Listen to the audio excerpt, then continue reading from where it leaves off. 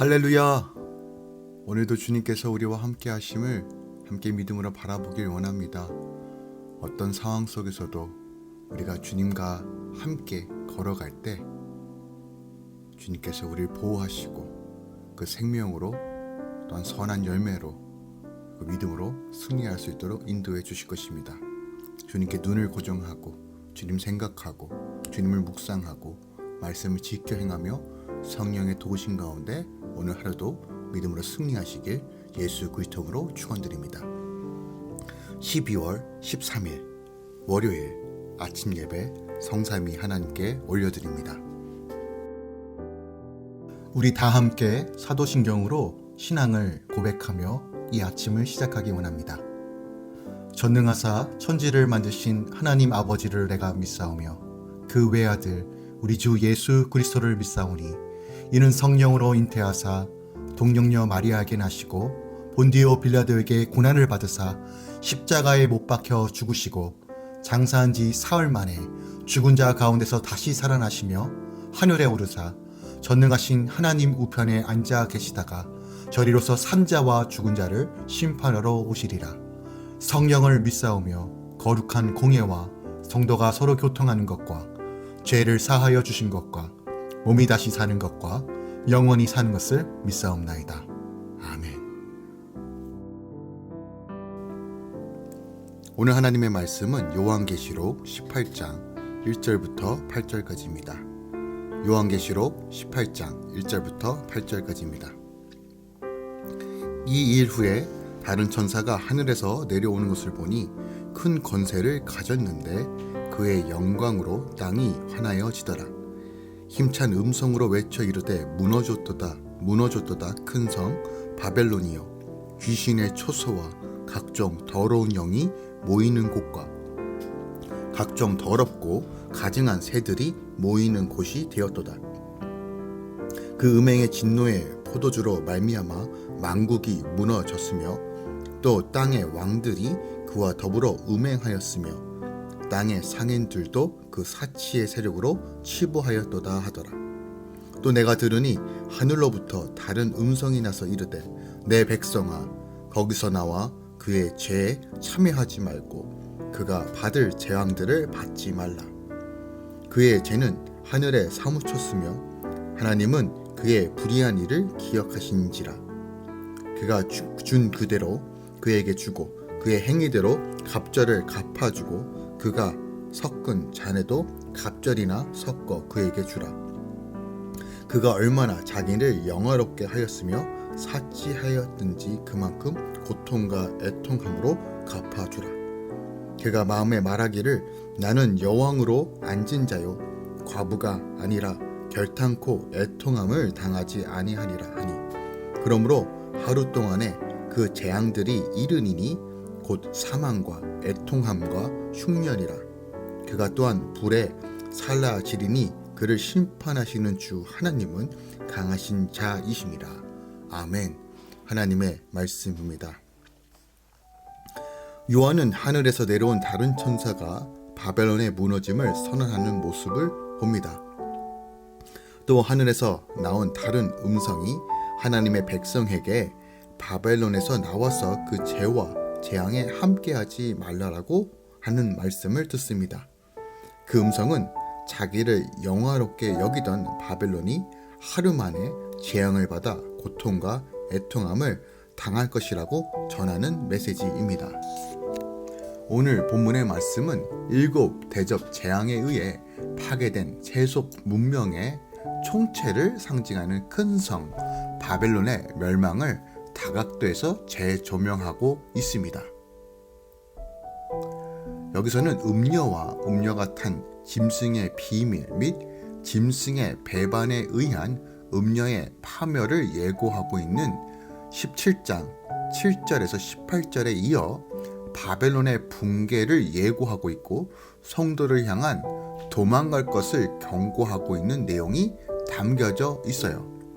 절별로 조금 더 살펴보면 먼저 1절부터 3절까지는 큰 권세를 가진 한 천사가 힘찬 음성으로 음행과 치부와 사치에 대한 하나님의 진노로 말미암아 바벨론이 붕괴될 것과 붕괴된 후의 황폐함을 예고한 기사가 담겨져 있습니다. 바벨론이나 로마 같은 당대 최고의 도시는 세상의 모든 권력과 재물, 무력으로 무장한 난공불락의 성입니다. 이런 위세는 사람을 교만하게 하는데 이 교만은 우상 숭배로 이어집니다. 큰 성 바벨론은 하늘에 계신 더 큰 권세자를 인정하지 않고 주위 사람들에게 자기를 섬기도록 유혹하거나 강요합니다. 그러나 참된 권세와 영광을 가지신 하나님이 죄를 심판하실 때 초롱성 같은 그의 세력도 완전히 무너지고 마는 것입니다. 날마다 영적으로 깨어 성경으로 하나님의 힘찬 음성을 듣지 않으면 우리는 세상 권세와 사치에 사로잡혀 바벨론을 섬길 수밖에 없습니다. 교만한 세상 영화에 쉽게 끌려가는 나를 잘 아시기에 주님의 말씀으로 그 무너짐을 미리 알려주시는 거예요. 4절부터 5절까지는 하늘로부터 하나님의 백성에게 바벨론의 범죄 및 그가 받을 재앙에 참여하지 말 것을 촉구하는 음성이 들린 사실이 기록되어 있어요. 큰 성 바벨론의 멸망을 듣고도 그 영광을 흠모하던 사람은 옛 습관과 미련 때문에 거기서 쉽게 떠나지 못합니다. 그래서 하나님은 내 백성아 라고 다시 부르시며 재앙으로 곧 멸망한 재앙의 장소에서 나오라고 말씀하십니다. 인간은 전적으로 타락한 존재라 하나님이 불러주신 거룩한 자리에서 늘 벗어나려고 합니다. 하지만 그러면서도 하나님을 떠난 죄악의 자리에서는 떠날 줄 모릅니다. 나오라! 여러 번 경고하며 기다리신다가 도저히 안 되겠다 싶을 때 주님은 그 자리 자체를 치우십니다.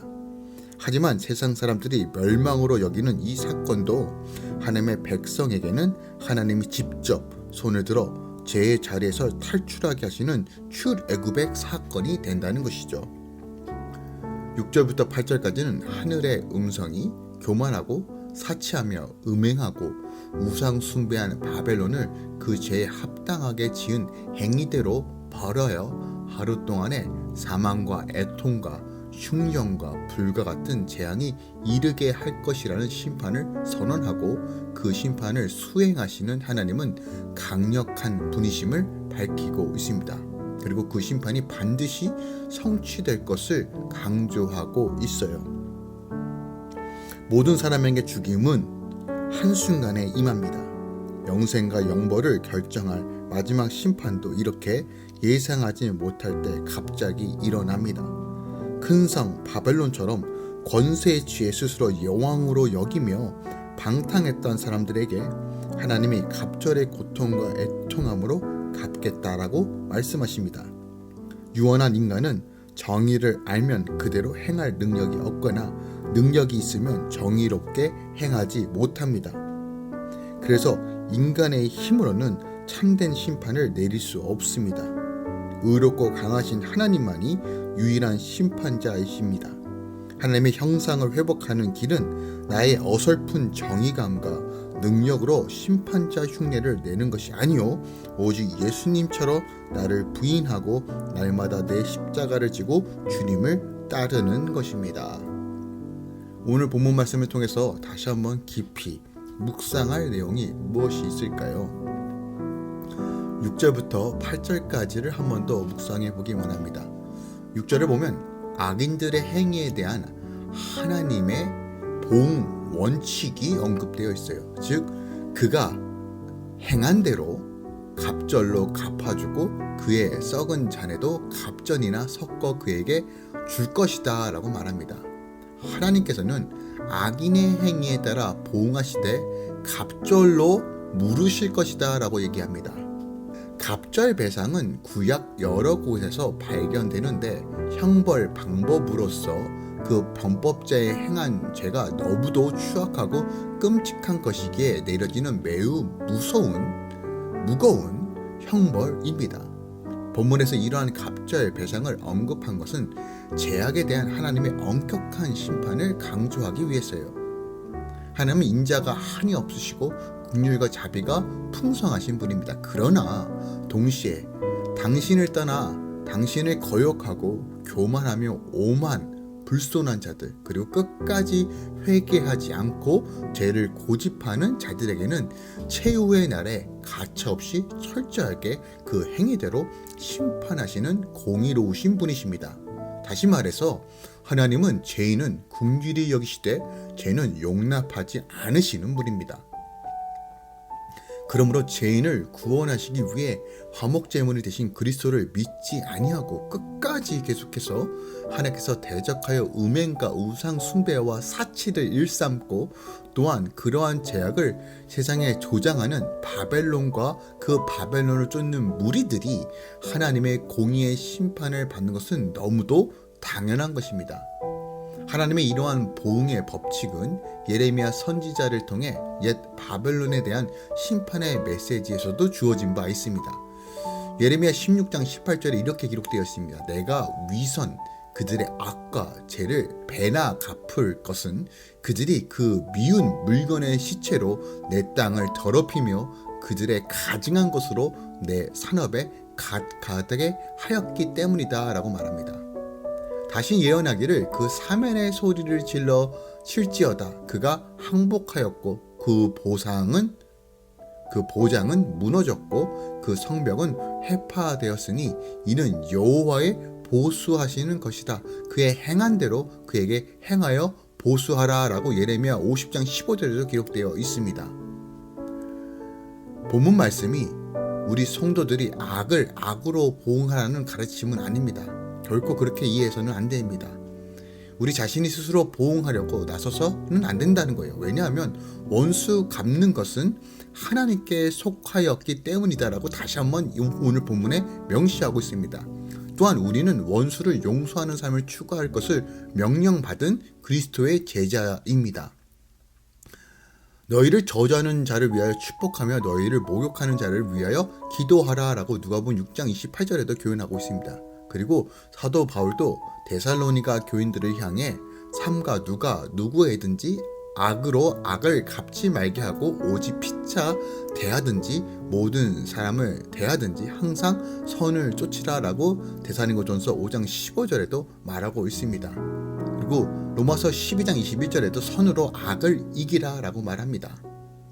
사랑하는 성도 여러분, 우리가 회개하기를 거부하는 악인들에 대하여 하나님의 심판이 엄격하다는 사실, 하나님의 진노는 죄의 결과로 말미암다는 사실을 깨닫고 그것을 분명하게 전할 줄 알아야 됩니다. 하지만 우리가 심판자가 되어서 우리가 무엇인가 대갚아주고 보응하는 행동은 멈추고 그것마저도 주님께 맡겨드리는 삶을 사는 것이 바로 그리스도인의 삶, 교회의 모습인 것입니다.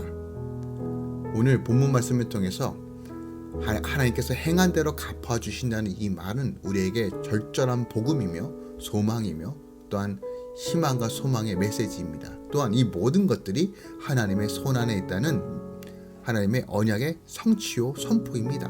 우리가 다시 한번 이 말씀 붙들며 이 악한 시대에 우리가 어떻게 살아야 되는지 깨닫기 원합니다.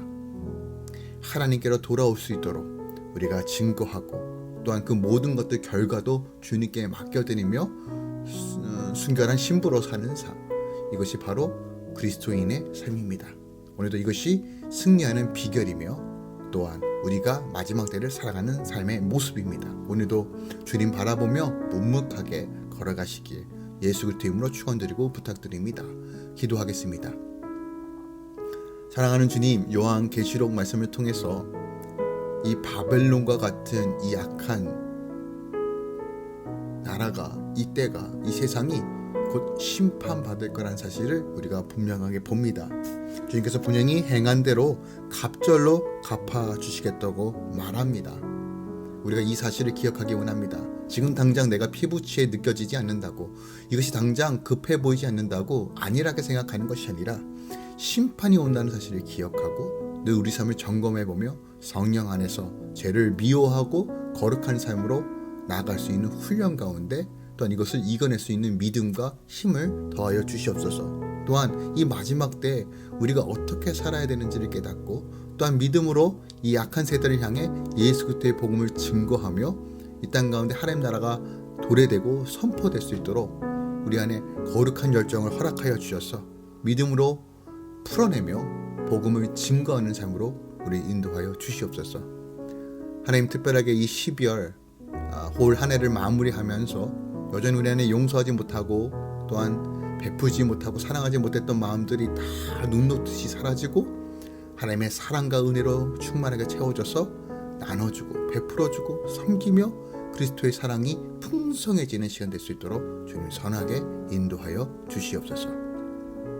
이제는 우리 주 예수 그리스도의 은혜와 우리 하나님 아버지의 놀라우신 사랑과 성령님의 내주 교통 충만 역사하심이 오늘도 마지막 때를 살아가면서 내 삶을 점검하며 주의 말씀 따라 살아가며 말씀을 풀어내며 하나님의 기쁨과 감격 가운데 누리며 그 마지막 때를 믿음으로 견디며 인내하는 모든 주의 성도들의 삶 가운데 할렐루야 공동체의 삶, 모든 성도들의 삶 위에 이제부터 영원까지 함께 있을지어다.